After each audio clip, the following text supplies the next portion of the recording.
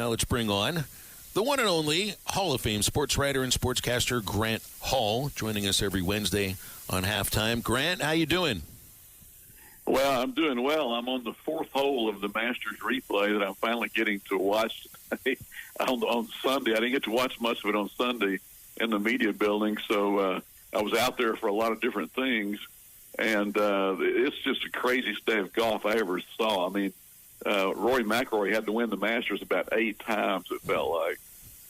I was going to ask where this one, not ranks necessarily, but it's just the fevered ending, the blown leads, completing a career Grand Slam. This one's got to rank very, very high, not just in your Masters memory, but all time. Jaime Diaz, a great golf writer, ranked it 4th behind Nicklaus 86, Tiger 97, and Tiger 19. I would throw Ben Crenshaw 95 in there personally because that was so emotional after Harvey Pinnock died the week before. And, Ben went to the funeral the week of the Masters, actually, and came back and won the tournament for the second time. And we had gotten to meet him at Paradise Valley a long time ago when he won the Southwest Conference individual for Texas. And so I would put that in there, too. And this would be in my top 5 for sure. And I was fortunate enough to get to the media viewing spot just in time to see him hit the playoff had already started. I watched the second shots come up there, and once Rory's ball landed, you could feel it was going to go really close. And that's about as loud as I've heard that place since Nicklaus in 1986, probably. Hey, Grant, we were talking a couple days ago, and I guess everybody knows he's the 6th golfer to win the career Grand Slam. I think it submits Rory McIlroy, like he's 35. How much he's going to play golf for a handful more years. Who knows how well he keeps his body in shape. Top 5 maybe, but for sure he's a top 10 golfer all time. Now that he accomplished that Grand Slam, what do you think? Where do you have him on the list already? Yeah, I think he's going to be in that top 10. I mean, some people may want to see him win a few more majors, but I always thought when he was young that he would win 10, and, of course, he hit a snag for about 11 years. And I think this year he's got a chance to add to it.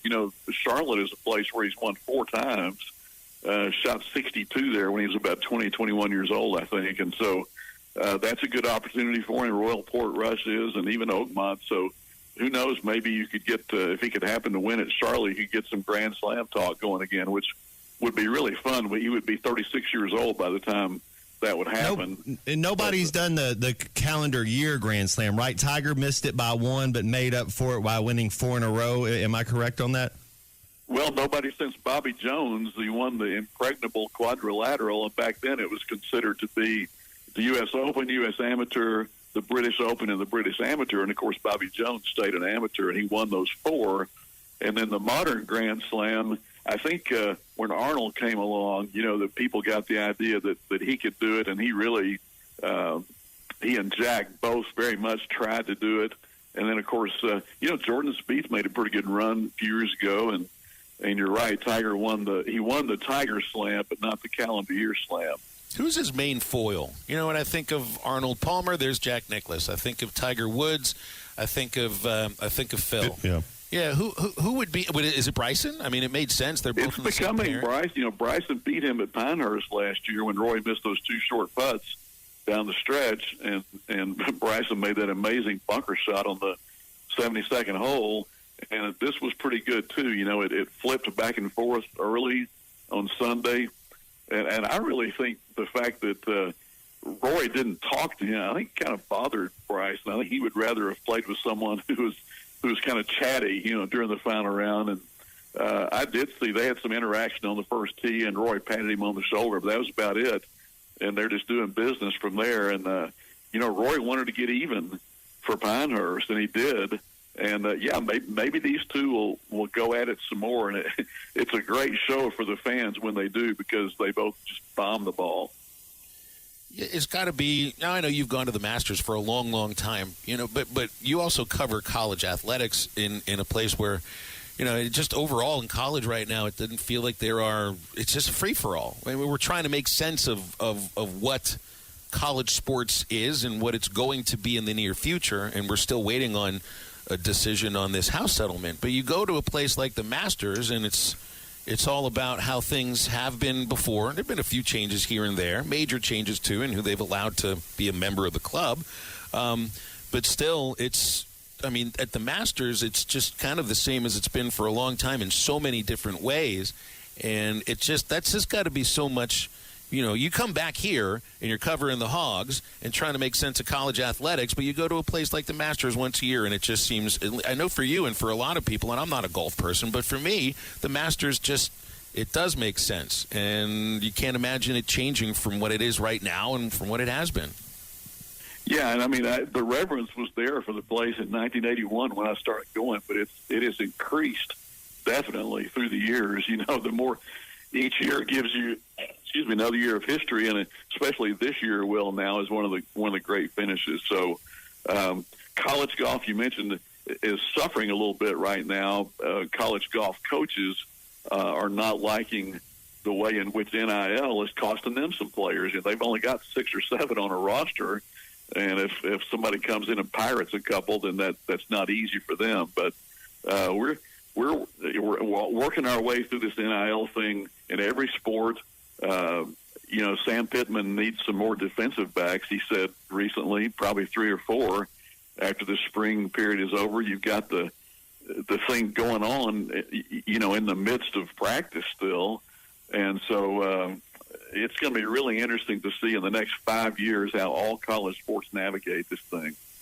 Grant, NFL draft coming up pretty soon. Any can't miss prospects? Anything you're hearing on Landon Jackson, and then also the thing with Tesla? Running a 4.3 electronic 40, kind of one of the best times there for receivers. What's the latest you're kind of hearing on the NFL draft?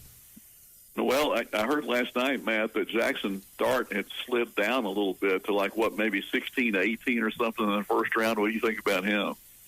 Man, I think he's real similar to Shedeur Sanders. If I was to compare, I think it's a real weak quarterback class. Cam Ward last year was considered Michael Penix Jr. That's where he was, and you kind of see some of that. I'm not saying one of these guys can't evolve into a great quarterback, but I like that tight end from Penn State. He reminds me a lot of Dallas Clark, if you remember him at Iowa. I think that's a can't miss. I think Travis Hunter's an absolute can't miss if he can stay healthy. The kid, the edge from Penn State and Georgia, I like them. I think Alshon Genty's going to be fine. I just think a team might kind of overreach for him. You overreach for a running back, then you think you got to get so many carries, then you get hurt. So we'll see how it goes. I do think the SEC will be down a little bit in the first round. You mentioned Shedeur Sanders, and it reminds me of this thing you may have read this morning about Sam Pittman being asked yesterday, would he be interested in playing a spring game against another school? I guess, Deion brought that up yesterday or so, maybe wanting to do that. And to me, it feels like spring games are going the other way. They're kind of going the way of the dodo bird. There are a lot of coaches don't want to play them anymore. If they do, it's a modified thing. Unfortunately, this Saturday, Arkansas is looking at 80% chance of bad weather again, and they've had a lot of that recently. And so if they can't play, then they've got an alternative plan to have the players meet, but they would not make up the game. So I'm sure Sam Pittman hopes to play it, hopes the weather can allow it. He mentions that Arkansas is a physical team, but the last thing he wants is for Deion Sanders to pirate some of his players after seeing them, if he play each other. I think he thinks that may be the intent there. Grant, we're going to see it Baum this weekend. It's a big series with A&M coming in. Yeah, this ought to be a really good one. A&M's playing about at least for the last 2 weeks, the way that was expected. It's just you wonder if they can continue doing it here at Baum. Yeah, I felt almost guilty about being in the same state where they lost 2 out of 3 last week. I'd like to. It was only about an hour away, but the time schedule didn't really overlap very well. I had my 2 sons with me, but would like to have seen some of that. And it seems like every time Arkansas loses, it's really close, and of course they pulled out some close ones too. But it's going to be a different, I guess, pitching rotation order at least, or maybe personnel. Is that what you're hearing, Phil? Maybe I guess Dave was indicating that maybe Gackle would not be in the rotation this week. Yeah, I think he talked a little bit about it post game yesterday too, after they beat UAPB. See if I can find it here. I'll just play it for you. This is Dave Van Horn on Gabe Gackle after yesterday's game. He gets all these preseason accolades, and they're not for calling him preseason this and that. But it was all about his relief pitching. Let's see how it goes from here. Yeah, talking about his role from last year and how it's different from this year. And here's DVH on Gabe Gackle and also Gage Wood. Okay. Yeah, you'll probably see Gage not in the rotation to start. Okay. Do you get Gage Wood back this weekend? There could be that possibility.